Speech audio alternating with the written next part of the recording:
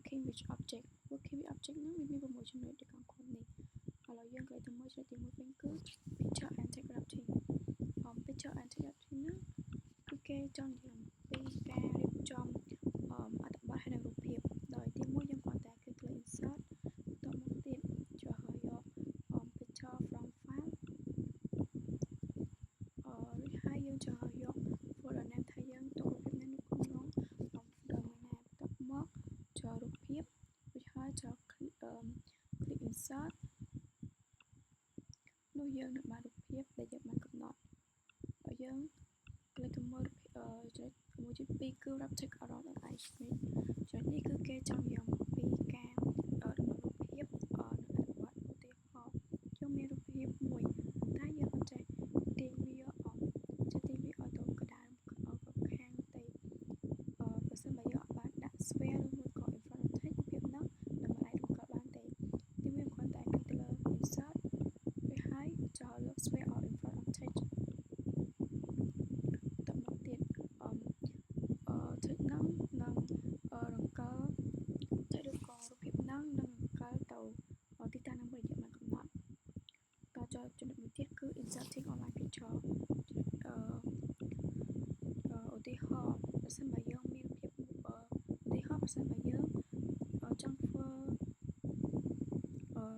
អត្ថបទមួយប៉ុន្តែយើងចង់បញ្ចូលភាពបន្តែគ្មានភាពនៅក្នុង file តែយើងត្រូវ search វានៅក្នុង online picture ហើយទី1គាត់ទៅ click insert តមកទៀតចុះនៅ click online picture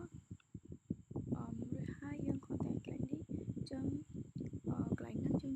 ត្រូវ search យករូបភាពណាមួយដែលយើងចង់បានប៉ុន្តែឧទាហរណ៍ខ្ញុំចូលយក Apple គឺ platform រួចហើយដល់ពេលយើងចូលបានហើយយើងគ្រាន់តែ click ទៅលើ insert យើងនឹងបានរូបភាពដែលយើងចង់បានចំណុចបន្ទាប់គឺ formatting picture ហ្នឹងគឺគេចង់និយាយអំពីការសម្រួលរូបភាពឲ្យស៊ីជាមួយនឹងអត្ថបទពេលខ្លះគឺយើងរូបភាពហ្នឹងវាធំពេកយើងចង់បានរូបភាពឲ្យវាតូចវិញយើងត្រូវធ្វើម៉េចទីមួយយើងគ្រាន់តែ click លើ insert រួចហើយចុះរូបភាពពី file បន្ទាប់មកទៀតចុះនៅ folder ដែលយើងដាក់រូបភាពនៅក្នុង folder មួយណាclick insert មករួចហើយយើង crop វានេះយើង crop រូបភាពហ្នឹងមកយើងចង់ឧទាហរណ៍ខ្ញុំចង់បានរូបភាពហ្នឹងឲ្យវាទូចយើង crop វាបែបនេះរួចហើយយកភាពនឹងចេញទៅបែបនេះមកឲ្យតាមបែបដែលយើងបានកំណត់តចំណុចបន្ទាប់មួយទៀតគឺ crop image to a shape ចំណុចនេះគឺគេកាត់តរូបភាពហ្នឹង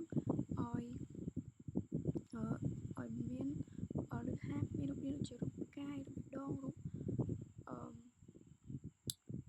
ដងរូបប្រអប់អីផ្សេងទីវាគ្រាន់តែ click ទៅលើ insert រួចហើយចូល scroll to share វានឹងបង្ហាញរូបភាពជាច្រើនដែលយើងចង់បានយើងគ្រាន់តែចូលរូបភាពណាមួយមករួចហើយវានឹងបង្ហាញនៅកន្លែងនេះតទៅបន្តទៀតគឺ making image adjustment ចំណុចនេះគឺគេចង់និយាយអំពីការដាក់ពណ៌ឬក៏ដំឡើងពន្លឺដើម្បីឲ្យរូបភាពរបស់យើងនៅវាកាន់តែមើលទៅស្រស់ស្អាតជាងមុនយើងគ្រាន់តែចុចទៅ insert គឺ click insert ហើយចូលយកពណ៌ឬក៏ពន្លឺណាមួយដែលយើងចង់បានបន្តមកទៀតរូបភាពដែលយើងបានចូលពីខាងលើហ្នឹង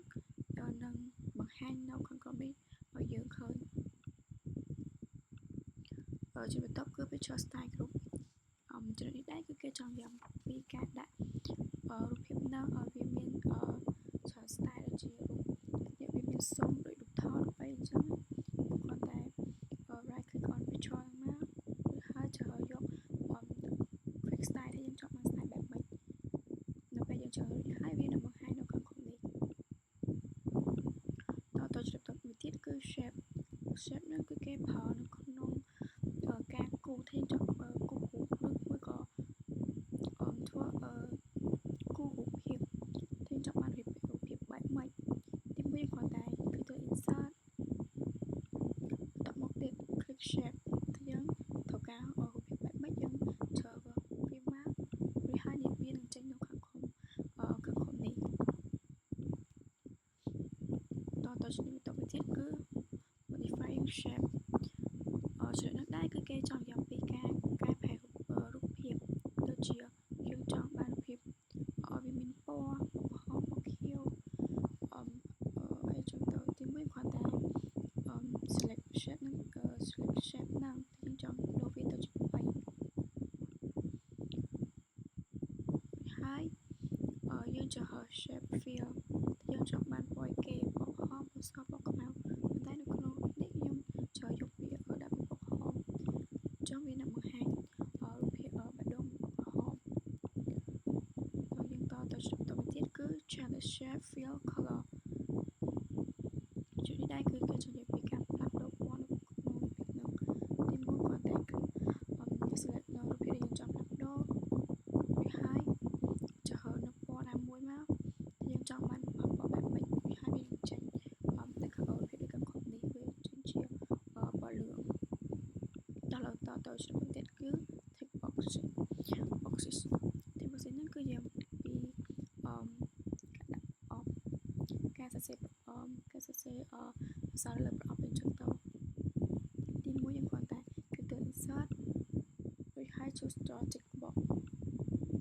កន្លែងនេះវានឹងចេញtick box ដែលយើងអាចសរសេរអក្សរលើនឹងបានដែលមិនចាំបាច់ទៅសរសេរអក្សរហើយយកមកដាក់ក្នុងនេះទៀតទេដល់ទៅចំណុចមួយទៀតគឺ modify tick boxes ចំណុចនេះដែរគឺគេចង់យ៉ាងដូចជាយើងចង់ឲ្យប្រអប់របស់យើងនឹងមានពណ៌ឬក៏មានម៉ូដអីបែបផ្សេងទីមួយគ្រាន់តែ select text ដែលយើងចង់ផ្លាស់ប្ដូររួចហើយចូលទៅ shape format នេះបន្តមកទៀតយើងនឹងបានពណ៌ណាមួយដែលយើងចង់បានដូចជាឧទាហរណ៍នៅក្នុងនេះខ្ញុំចូលយកពណ៌នេះវាហើយពណ៌ហ្នឹងវានឹងបង្ហាញវានឹងចេញនៅក្នុងប្រអប់នេះបន្តទៀតគឺ change tick box shape ការផ្លាស់ប្ដូររូបរាងនៃប្រអប់ទីមួយគ្រាន់តែ select ទៅលើប្រអប់ហ្នឹងថាយើងចង់ឆាយវាបែបម៉េចទៅប្រអប់មានបេះដូងមានផ្កាយមានរូបហើយច្រើនទៀតទីមួយយើងគ្រាន់តែclick shape format មកទី2 click shape format ទី3 change shape តទៅទៀតនេះឡើងនេះគឺ shape ហ្នឹងវានឹងផ្លាស់ប្ដូរទៅជារូបភាពដូចចែកមុនគឺយើងថងហើយប៉ុន្តែឥឡូវវាហ៊ានផ្ដេកបែបចេះឥឡូវយើងតទៅចំណុចទៀតគឺ table ហ្នឹងគឺជាតារាងឧទាហរណ៍យើងដូចជាយើងចង់បំលែងទៅជាតារាងផ្សេងការធ្វើជាដូចជាធ្វើតារាងថ្ងៃខែឈ្មោះឬក៏លេខផ្សេងយើងគ្រាន់តែ click លើ insert បន្តមកទៀត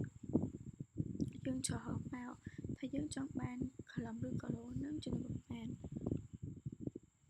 បន្តមកទៀតនៅពេលយើងចុចបានហើយវានឹងបង្ហាញយើងនៅក្នុងក្រុមនេះវានឹងបង្កើតជា table ឲ្យយើងមួយ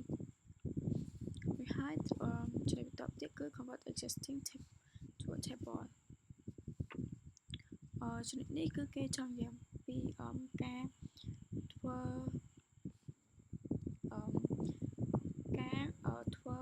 តន័យcopy តន័យដែលយើងមានហ្នឹងឲ្យ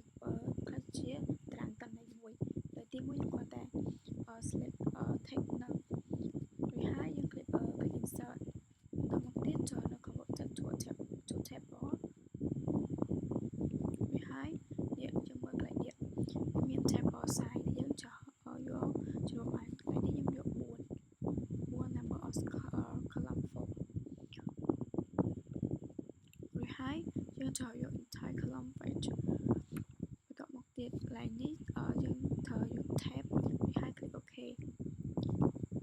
ហើយយើងនឹងបានហើយយើងនឹងបានតារាងដូចខាងក្រោមនេះវាមានថ្ងៃខែថ្ងៃច័ន្ទទៅធ្វើឲ្យអីចឹងបន្តទៀតគឺ apply table style ចំណុចនេះយើងគាត់ទៅនិយាយថាយើងចង់ដាក់ឲ្យតារាងហ្នឹងវាមានពណ៌ស្រស់ស្អាតងាយស្រួលមើលឬមួយក៏ធ្វើឲ្យតារាងហ្នឹងវាទាក់ទាញចឹងទៅគ្រាន់តែ select text ដែលយើងចង់ apply ហ្នឹងរួចហើយចូលយក table design តមកទៀតពេលនេះយើងមាននៅទម្រង់រូបភាពជាច្រើនហើយនឹងពណ៌តែយើងចង់បានពណ៌បែបម៉េចក៏វាស្អាតឬមួយក៏ឥឡូវនេះយើងតាមចំណង់ចំណូលចិត្តហើយយើងខ្លាចយកអាហ្នឹងមកហើយវានឹងចេញត្រាក់បែបនេះ chat ចុចទៅទៀតគឺ chat ហ្នឹងគឺគេចង់និយាយពី graphic ហើយយើងចង់ធ្វើទិន្នន័យឬមួយក៏គូគំនូបង្ហាញគេឲ្យវាងាយស្រួលមើលយើងគ្រាន់តែ click ទៅ insert បន្តមកទៀតចោលនៅ column នេះយើងចង់បាន column មួយណាមានផ្លែកមានប្រឆម2 3 4រួចហើយវានឹងជាcolumn ដែលយើងបានច្រើនហ្នឹងវានឹងចូលទៅក្នុង Excel បង្កើតជានេះបង្កើតជាតារាង